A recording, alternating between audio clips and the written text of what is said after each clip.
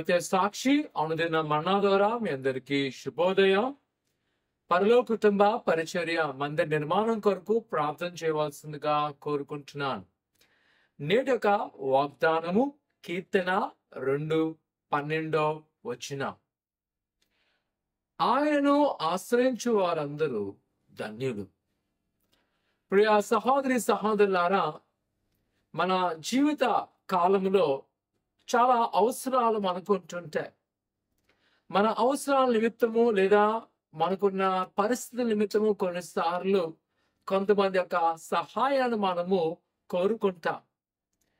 అయితే వారి యొక్క సహాయము ఎంతవరకు మనకు ఉపయోగపడుతుందో, లేకపోతే వారు మనం సహకరిస్తారో లేదో, లేదా సహకరించిన వారు తర్వాత దాన్ని అనేకమంది తెలియజేస్తారో, అనేకమైన విషయాలు మనము మనసులో చర్చించుకుంటూ ఉంటాం.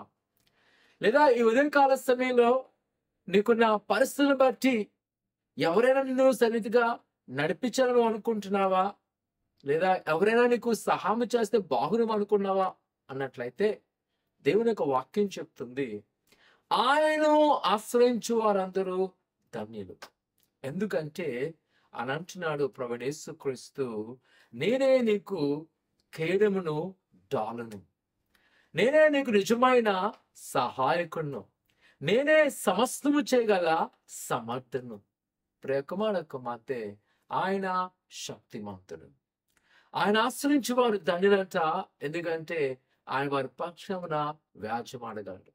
ఈరోజు నా కుమార కుమార్తె, నువ్వు సరైన మార్గంలో ఉన్నావు.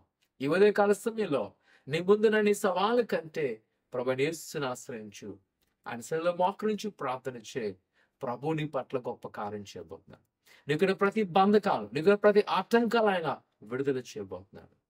ప్రార్థన చేసుకుందాం. పరిశుద్ధుడా దేవానికి ఉన్నారు ఆయన నీ బిడ్డలని జ్ఞాపకం చేసుకోండి. మీరు దీవించండి, ఆశ్రయించండి, ఫలపరచండి. వారికి నా ప్రతి ఒక్క కొదులు యేసు నామం తీసివేసి నీ హస్తాల్లో వారిని భద్రపరచుకోమంటున్నాను. దేవానికి ఉన్నారు నేను ఆయన ఆశ్రయించిన ధన్యులన్న ప్రభా. ఇదిగో నీ బిడ్డలు నీ సన్నిధిలో మాకు నుంచి ప్రార్థన చేస్తుండగా వారికి ప్రతి తలాంపులు మీరు నెరవేర్చి బలపరిచి స్థిరపరచమని యేసు నామమున తండ్రి, ఆమేన్. ఆయన యొక్క సన్నిధిలో గోచారండి. ప్రభు మీ యొక్క కార్యములు సఫలపరచును గాక. ఆమేన్.